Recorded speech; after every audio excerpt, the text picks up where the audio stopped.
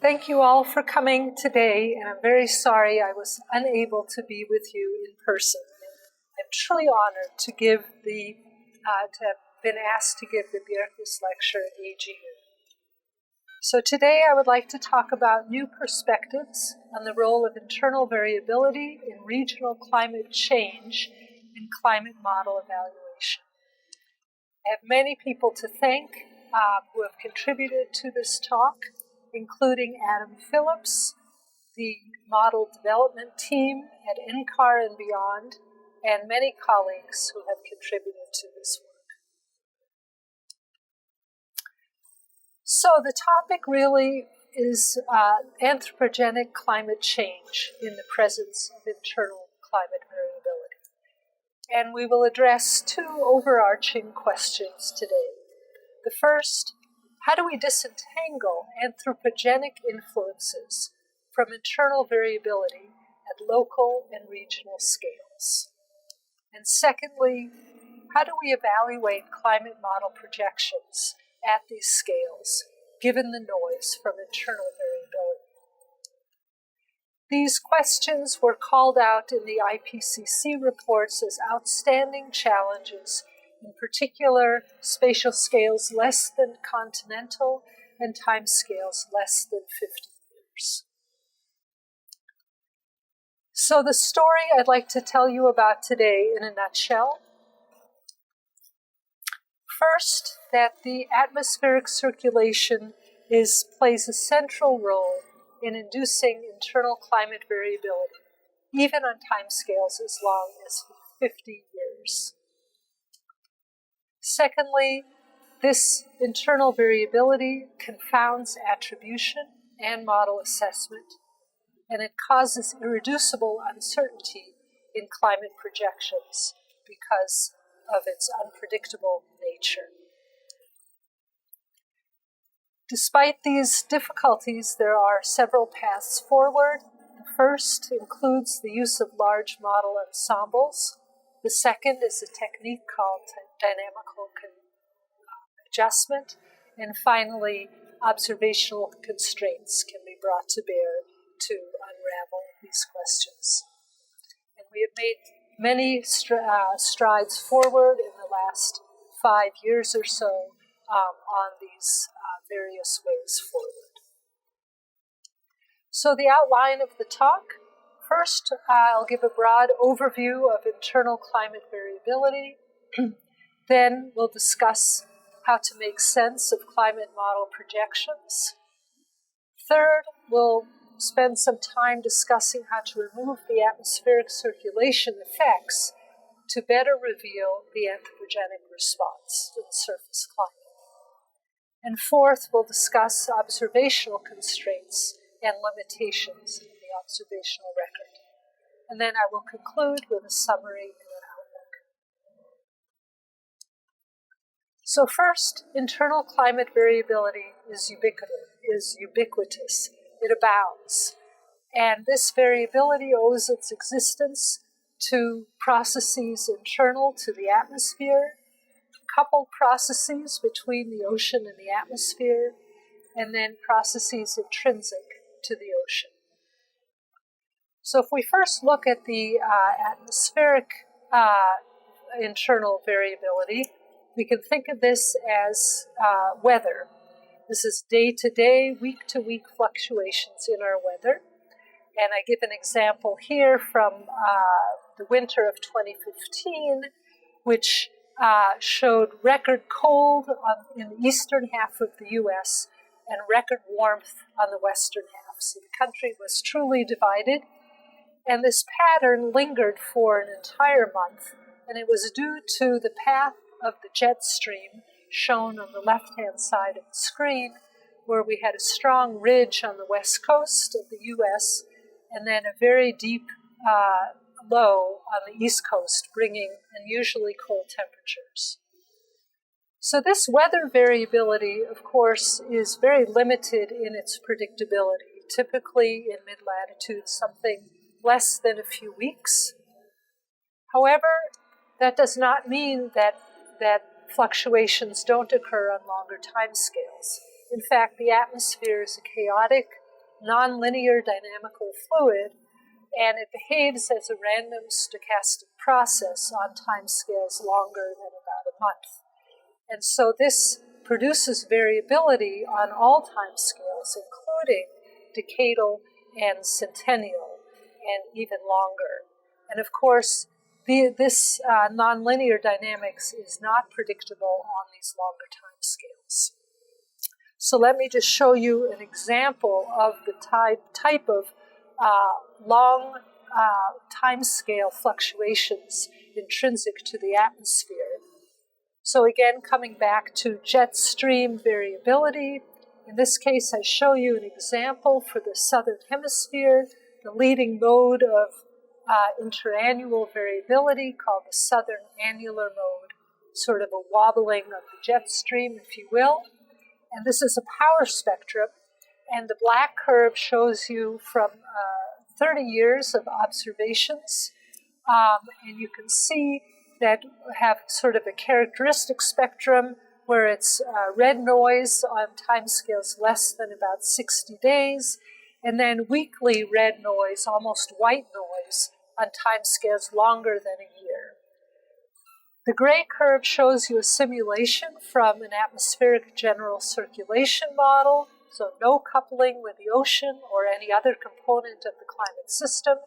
And this simulation was run 200 years. And it shows a very nice match to the observed record over the timescales of overlap.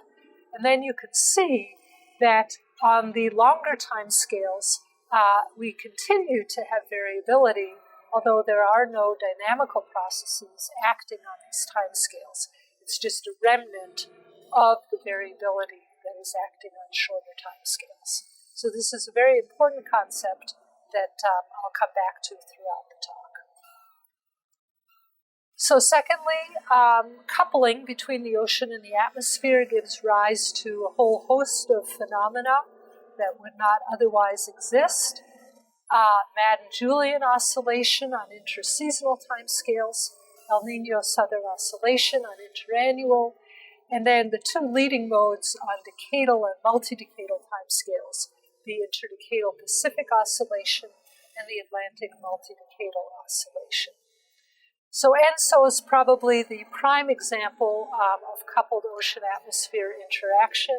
And of course, the namesake for this lecture series, Bjerknes, was one of the pioneers in providing physical insight into the coupling between the El Niño ocean side of the phenomenon and the southern oscillation atmospheric side. So this is just a record of the sea surface temperatures in the heart of the ENSO region in the eastern equatorial Pacific, and we see examples of El Niño and La Niña events occurring on timescales something like 3 to 5 years.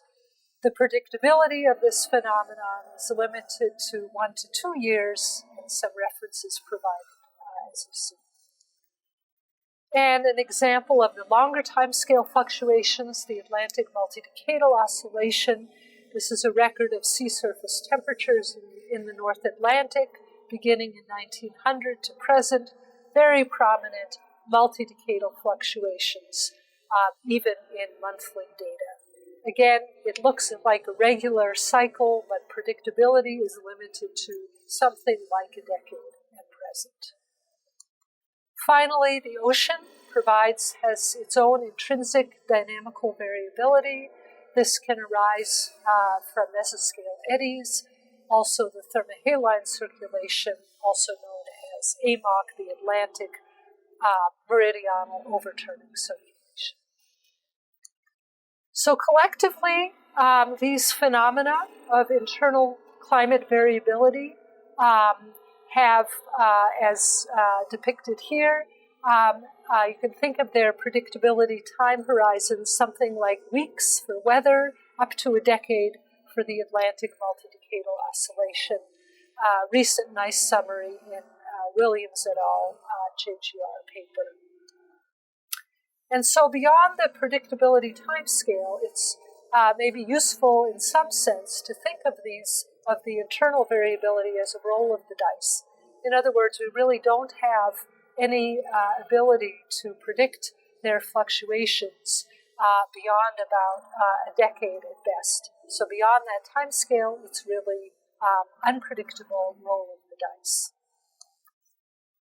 So of course, on local and regional spatial scales, climate change is really a combination of these internal fluctuations and the effects from anthropogenic climate change.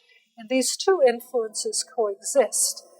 And because the internal variability can have long time scales, sometimes it is very difficult to unravel their influences, and they're often confounded and misinterpreted because these two influences do coexist. So, secondly, I'd like to talk about making sense of climate model projections, and I want to specifically focus on insights from a large ensemble with one climate model, the NCAR Community Earth System Model, version 1. It's the most recent version of the model. We're getting ready to release version 2 in just a few weeks here. So this is referred to as CESM1. It's a global, coupled, state-of-the-art general circulation model of the climate system. This has 1 degree latitude by 1 degree longitude spatial resolution. So as such models go, it is actually quite a fine resolution model of the Earth's climate system. And I will also be discussing the CMIP3 and CMIP5 archives as we go on in the talk. So what is the CESM Large Ensemble?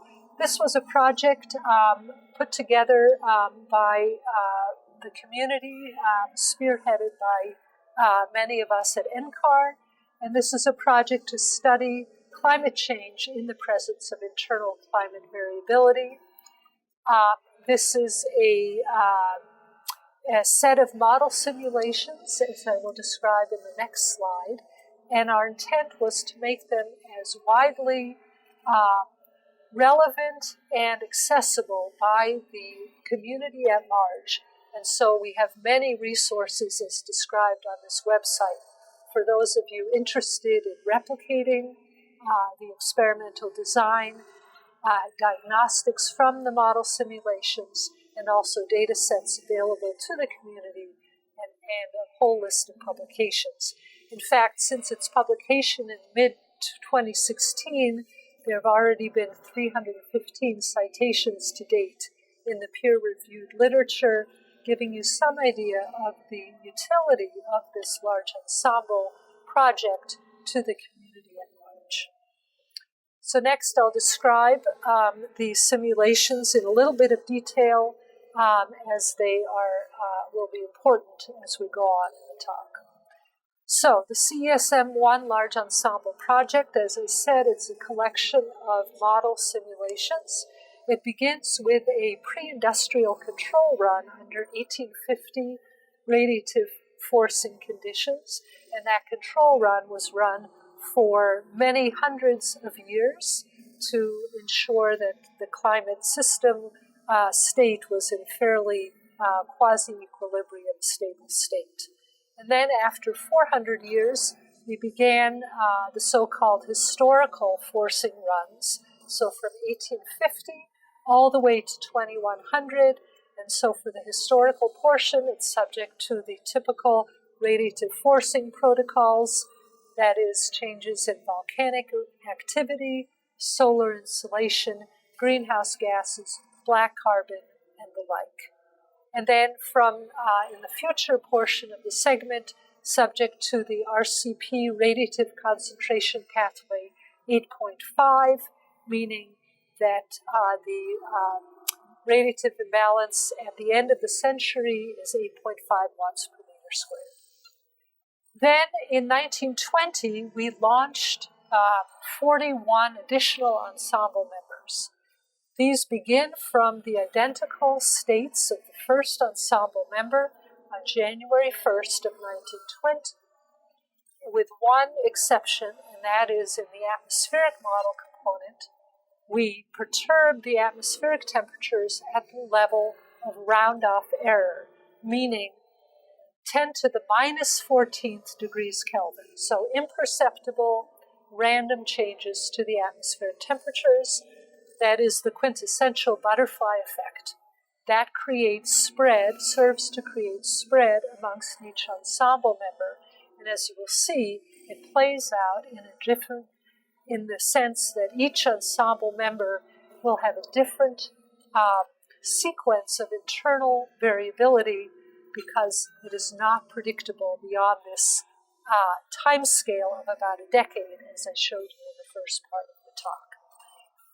So the spread is unpredictable after about 1930, and each ensemble member has a unique history of internal variability superimposed upon the identical forced response. And I'm showing the radiative forcing as a hammer. That's the strong forcing that's applied to each one of the simulations. So the key here is that each simulation undergoes the same radiative forcing. It's conducted with the same model, and then imperceptible initial condition perturbations to the atmospheric component. So here's a graph showing you the global beam surface temperature anomalies for the control run in blue, then the first member in black that begins in 1850 and goes all the way to 2100. And then the spread amongst the 42 members, they're all shown in gray. And then the observations are shown in the red curve. And you can see on the global mean scale, the model actually tracks the observed record very well. We're not expecting any identical match because the internal variability can have a different sequence from that in the observations. This is not the first large ensemble. The ECM5 model and the CCSM3 model also conducted large ensembles, but this is the largest one to date with the newest version of the NCAR climate model, and it's also the one for which the model output has been made widely available to the community. So what I'd like to show you next are linear trends over the next 50 years in northern winter, where we average the months December, January, and February. So we fit linear trends to the data at each grid box, and a linear trend is reasonable for the next 50 years, as you can see from the global mean temperature record. So here I'm showing you the first 9 members of this 42-member ensemble. I'm showing you the linear trends in the sea level pressure field from each one of these members. And blue colors denote pressure falls or a negative trend, and red shades denote increases in pressure over time. And I'll just point out a few features. For example, these are global maps. Here we're zooming in on the North Atlantic within these circles, and you can see that the North Atlantic oscillation, this dipole between the north and the south, can take on the opposite polarity in individual members. If we look at the southern hemisphere, again, this southern annular mode, the dipole between the mid-latitudes and the polar region, can also have opposite polarities in individual members. And finally, we look at the North Pacific. We can have deepening of the Aleutian low, or we can have a ridge forming over the North Pacific.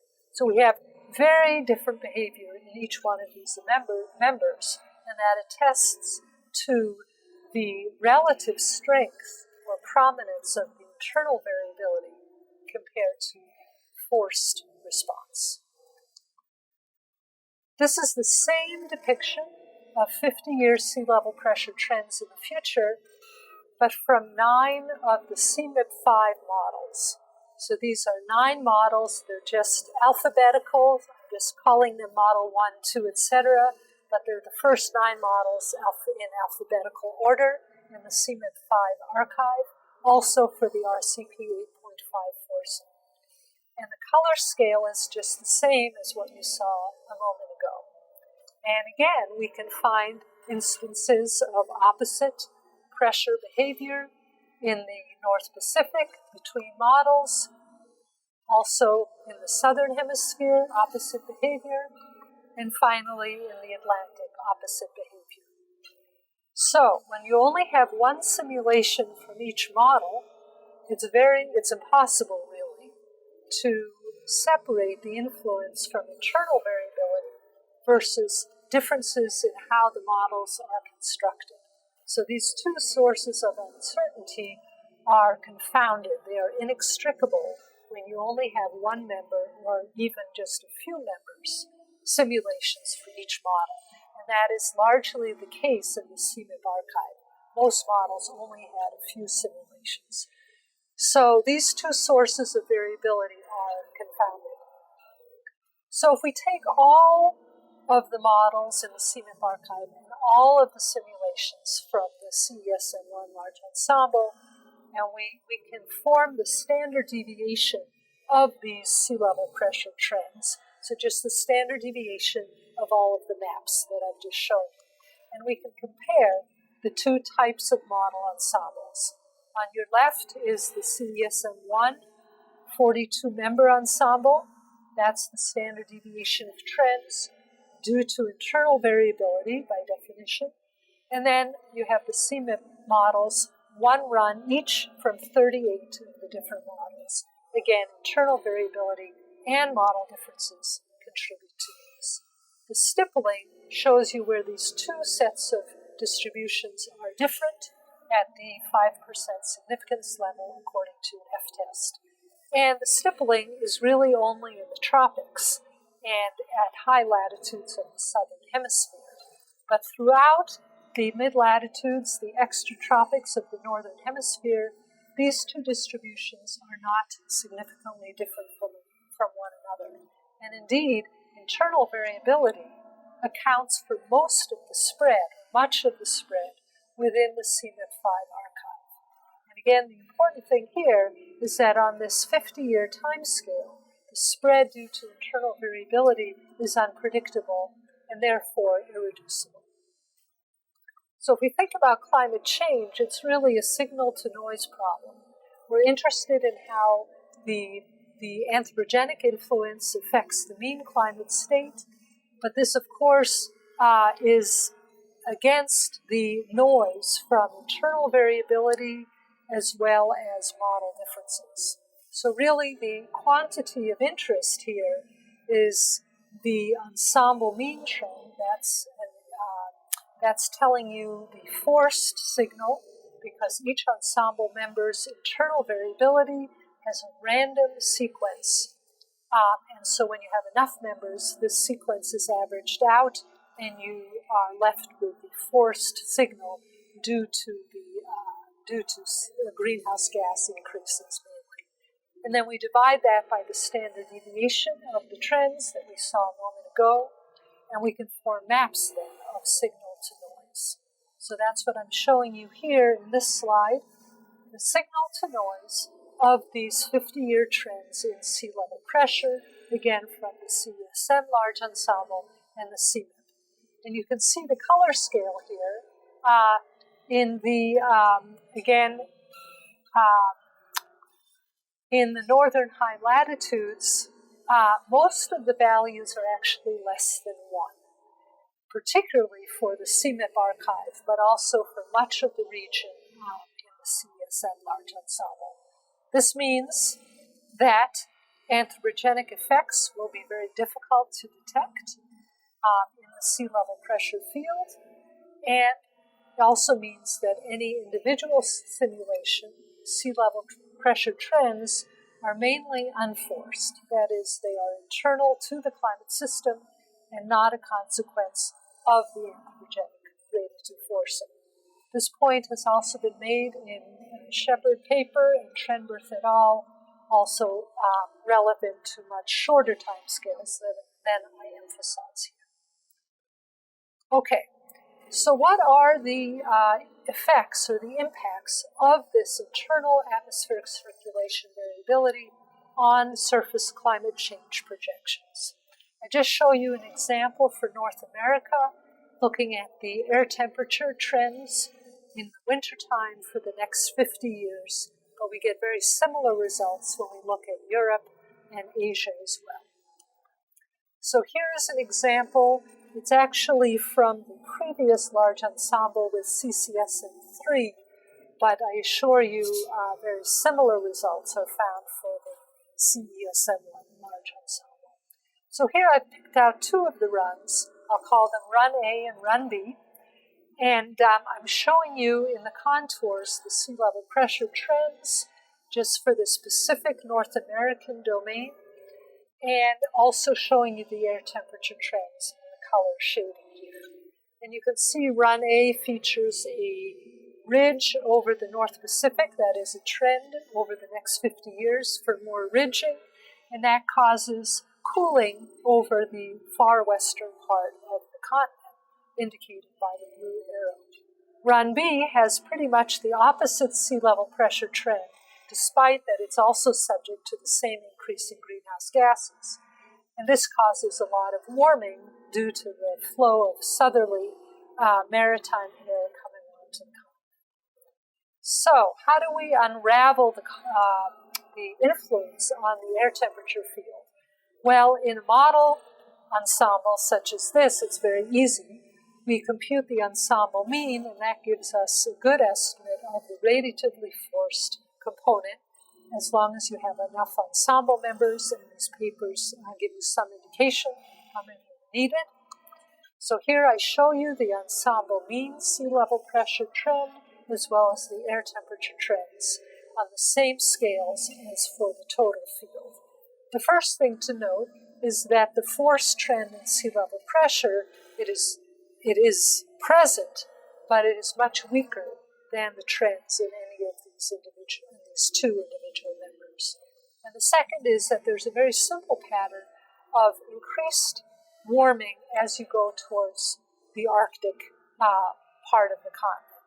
And this is a well-known consequence of Arctic amplification, having more warming towards the north. If we subtract the force component from the total, by definition we get the internal, or the internally generated component of the trends. And again, this is depicted as this butterfly effect. And here we see the internal component. Again, the sea level pressure trends are primarily internal, and they give rise to very large-scale patterns of air temperature trends.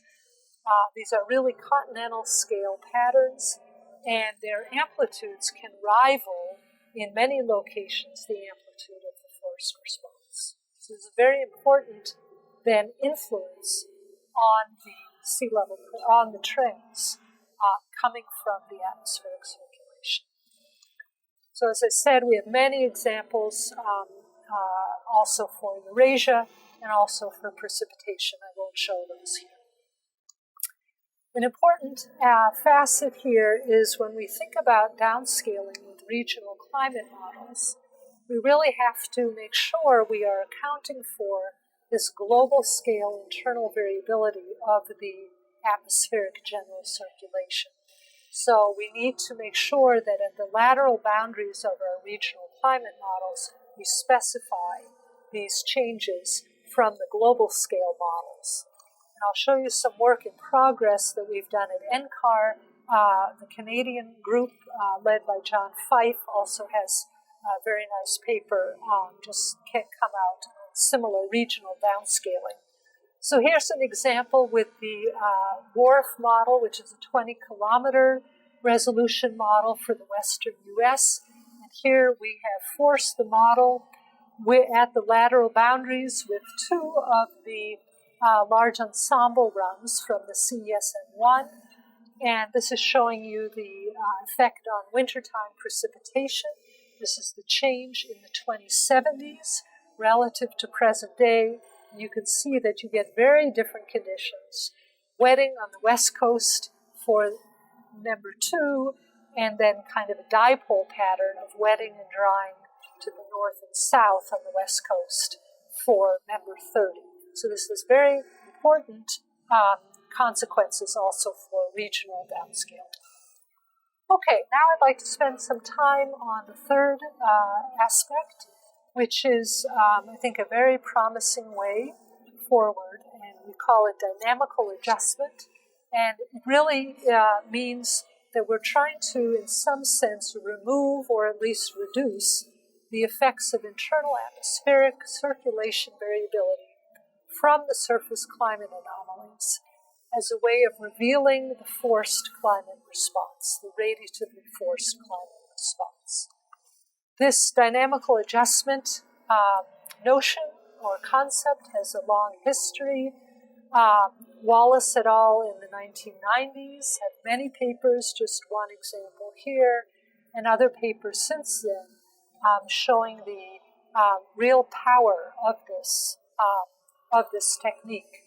Here, so in a nutshell, dynamical adjustment is a way of finding the circulation-induced component to a particular temperature anomaly field.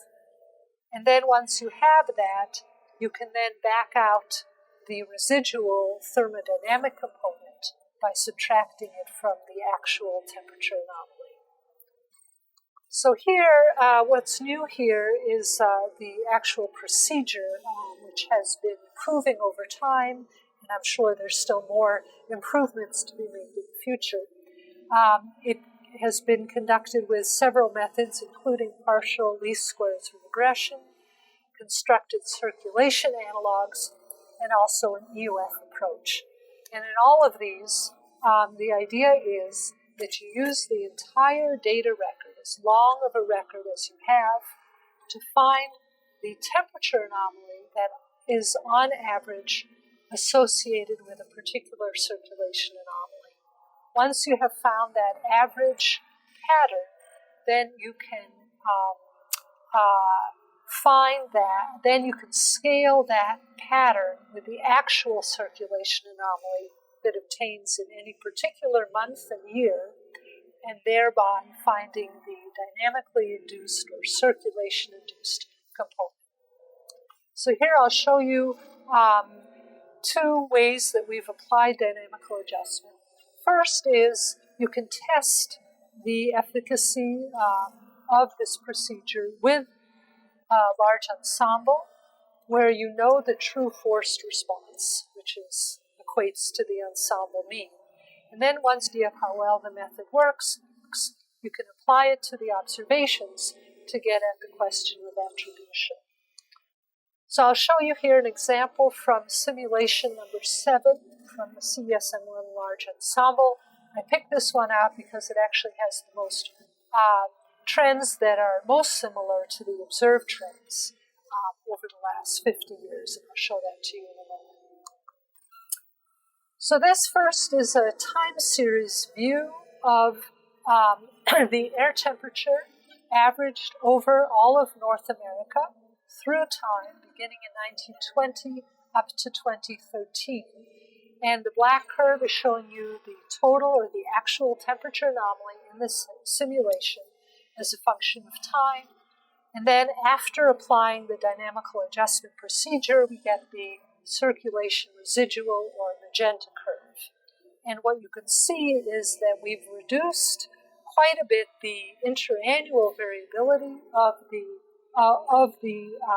this time series after applying the dynamical adjustment.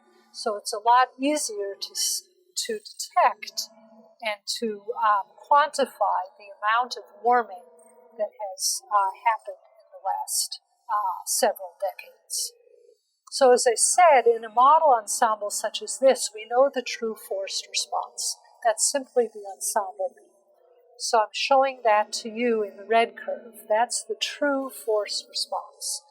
And you can see that the magenta curve has a very close resemblance to the forced response. In other words, we really are getting much closer to the true radiatively forced response or anthropogenic effect when we remove the effects of dynamics.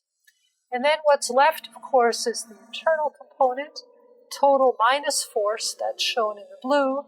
And again, you can see that the interannual fluctuations internal component look a lot like the interannual fluctuations in the total.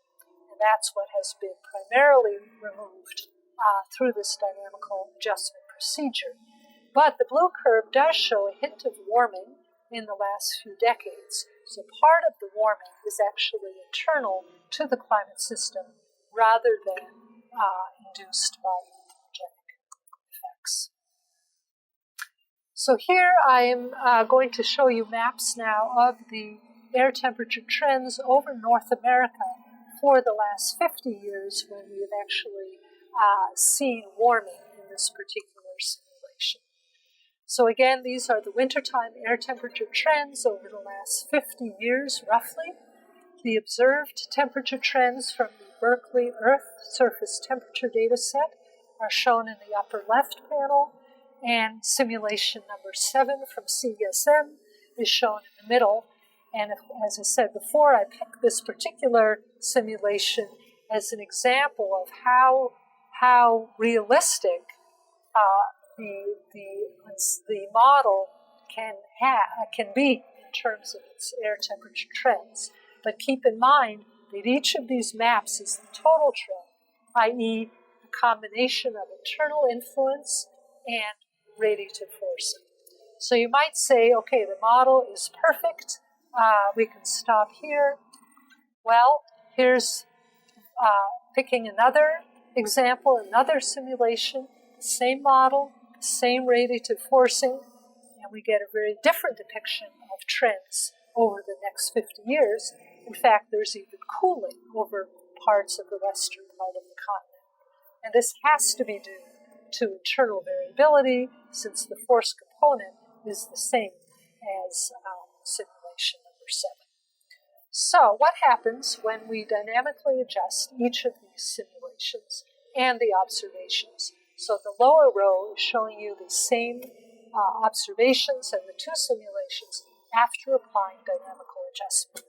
So removing the circulation-induced component brings the three sets of maps into closer alignment. They all show more evidence of this poleward amplification towards the Arctic and also around Hudson's Bay. They have slightly different amplitudes, but they are much closer together than in the total field. So dynamical adjustment is bringing them into closer alignment. If I show you the forced response from the model, that is the average of all 42 ensemble members, that's now shown in the middle, bottom row. That's by definition the radiatively forced response in the model. That has a very much closer correspondence to simulation 25 after dynamical adjustment, and fairly close correspondence to the observations. In other words, dynamical adjustment is getting us closer to the forced spatial pattern of the anthropogenic response, the counterpart of the time series that I showed you a moment ago. Now, of course, we can also take the CMIP5 models, all 38 of them, and average those together, and that gives us another depiction of the radiatively forced response. And shown here on the lower right, it has a slightly larger amplitude than the forced response from the CSM1, but the pattern is very similar. And again, very nice correspondence with the observations. And then finally, this area over Western Canada, which has witnessed almost 4-degree warming in the last 50 years, we can start to dissect the contributions to that warming. And we find that after dynamical adjustment, the warming is actually cut in half. In other words, circulation-induced effects, which are primarily internal to the climate system, were responsible for roughly half of the warming over Western Canada. The forced response from these two different model ensembles show us roughly somewhere between 1.6 and 2.2 degrees of warming, roughly in the ballpark of the dynamically adjusted observations. So again, collectively, all the results are pointing to the power of removing the circulation through dynamical adjustment to better reveal the forced response. More generally, we can look across all 30 members of the large ensemble. When I made this slide in a publication, we only had 30 members to work with. That's why I'm showing you 30. And again, looking at now both the sea level pressure trends and the temperature trends over the last 50 years. So it's a lot to look at. I'm not asking you to look at details. Each one of these, if you will, postage stamp size maps is showing you the air temperature trends in color and the contours showing you the sea level pressure trends. The point is just to see that there's a mix of reds and blues in any single simulation. After we apply dynamical adjustment to each one of these ensemble members, there is much more homogeneity in the maps, and there are almost no contours left, meaning that almost all of the circulation effects were actually accounted for in our dynamical adjustment procedure, and in so doing, we have reduced the spread amongst the ensemble members. And again, just a before and after dynamical adjustment comparison, you can see that we've really reduced the spread very sizably after applying this procedure. And in fact, you can quantify the spread through standard deviations of these maps, and on average, at each location, on average, over North America, the spread in air temperature trends is reduced by 75%. The signal to noise is increased from 1.3 to 2.3 on average. So again, now we're really in a much better position to identify the forced response after dynamical adjustment because we have signal to noise that exceeds 2. And then time of emergence of the anthropogenic warming actually advances by 1 to 2 decades on average. Very quickly, I'll show you the time of emergence from this model ensemble, the decade when the forced trend exceeds the amplitude of the internal variability by 2 standard deviations. Much of the western part of the continent is actually not yet emerged by this definition by 2013. However, after applying dynamical adjustment, because we reduce the noise, we actually advance the time of emergence and detection. And in fact, the whole western part of the whole country is now emergent. And as I said, it advances by 1 to 2 decades on average. Okay, the last part of the results from this presentation, using observations to constrain climate change projection uncertainty due to internal variability. It's all fine to use models, but really, can we trust the model's internal variability? That's really at the heart of this whole exercise. And we should really scrutinize our models for their ability to have a realistic depiction of internal variability. So here's another way forward. We can actually use the observational record to get a sense of the uncertainty on the amplitude and pattern of the trend in the future, just from the statistics of the interannual variability. So in a Thompson et al. Paper from last year, this was done analytically, looking at the amplitude of the internal variability, and one is able to scale the interannual variability up to look at the uncertainty in trends of any length. So it's a very powerful method. This was recently extended, this methodology, to look at the patterns of the noise. And as I've shown you earlier, it's very important to get the patterns right because the atmospheric circulation imprints very large-scale patterns of internal variability. So I'd just like to show you a couple of examples from this work. And in a sense, it's the counterpart of the model's large ensemble, where we construct a large ensemble just based on the observations.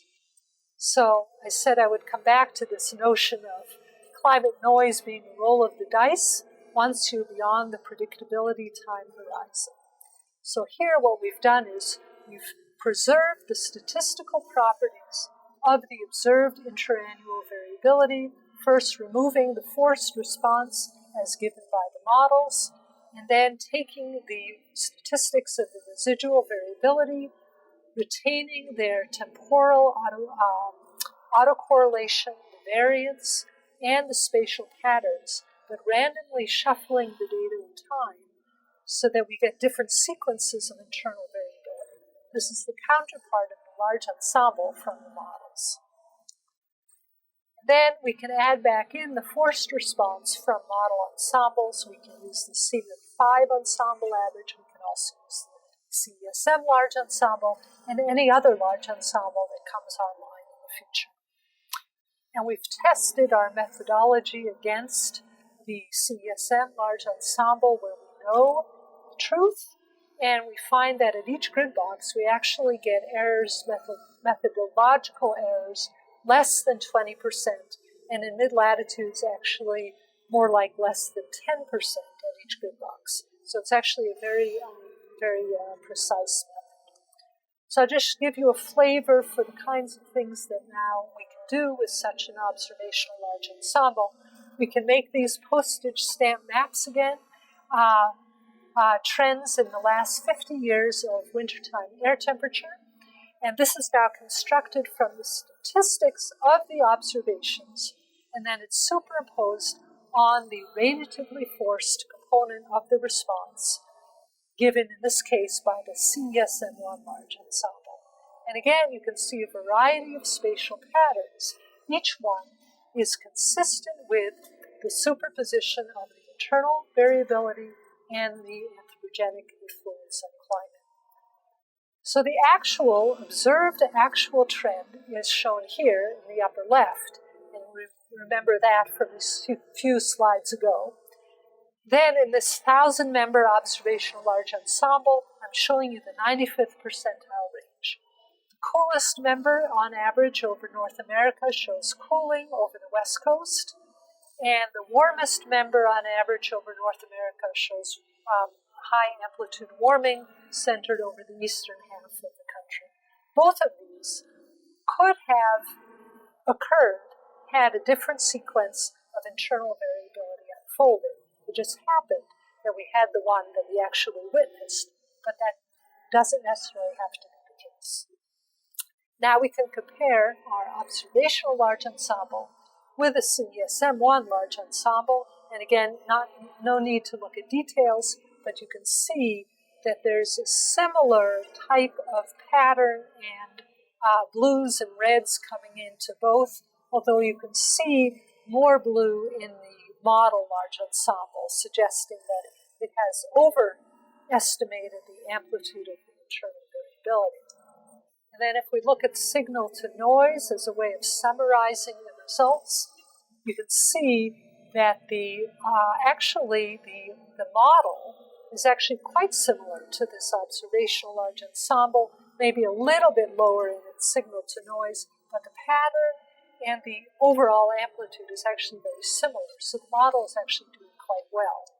And in terms of precipitation, I'm showing you here, again, the model may be slightly overestimating the signal to noise relative to the observed large ensemble, but the important thing here is for precipitation, all the values are less than 1, unlike temperature, where in some places they exceed 1, maybe even getting up to 2.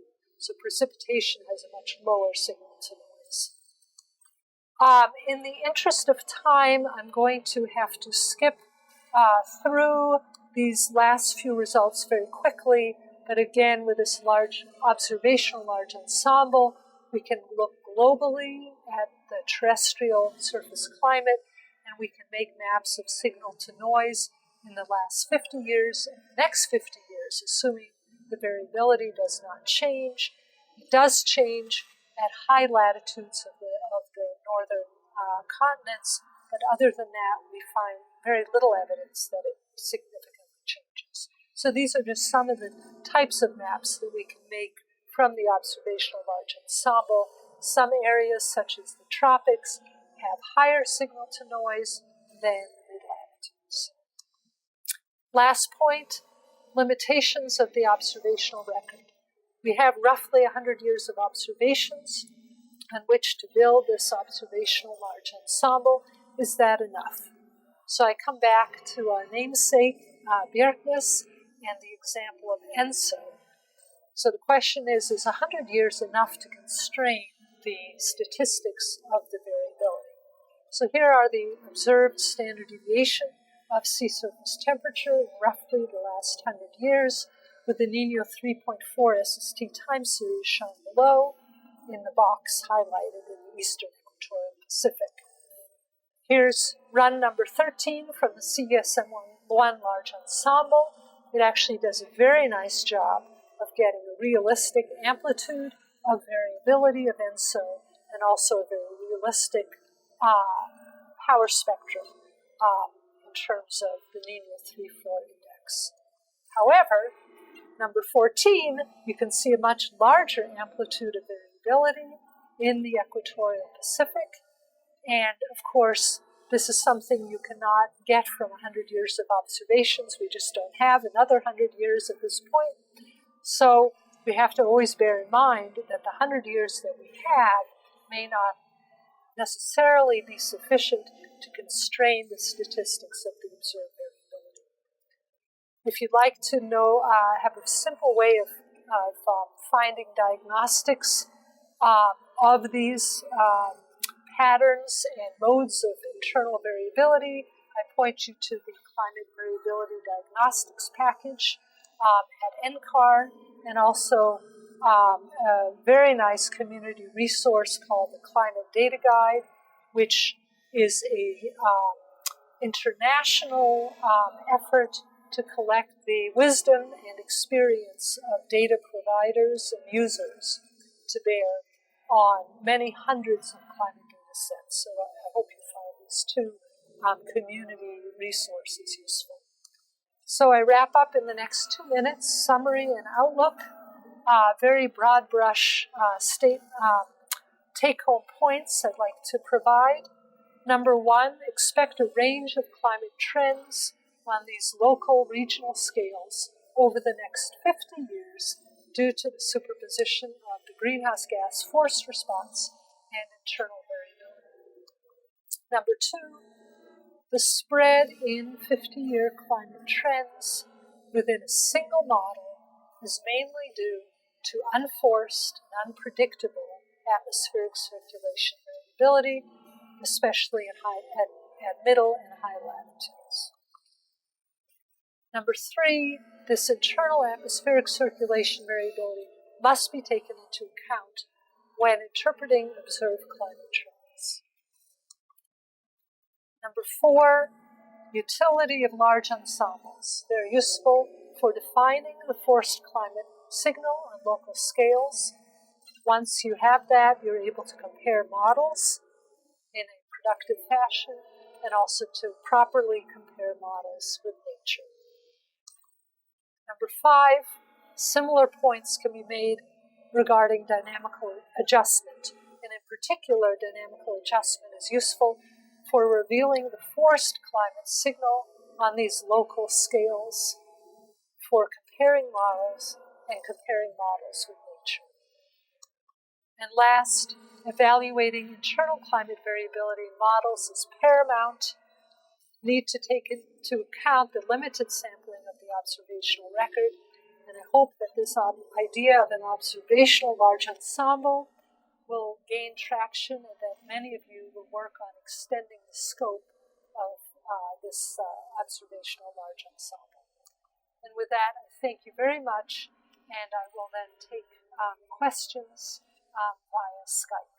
Thank you very much, and also I hope that many of you will avail yourselves of the CESM1 large ensemble. Thank you.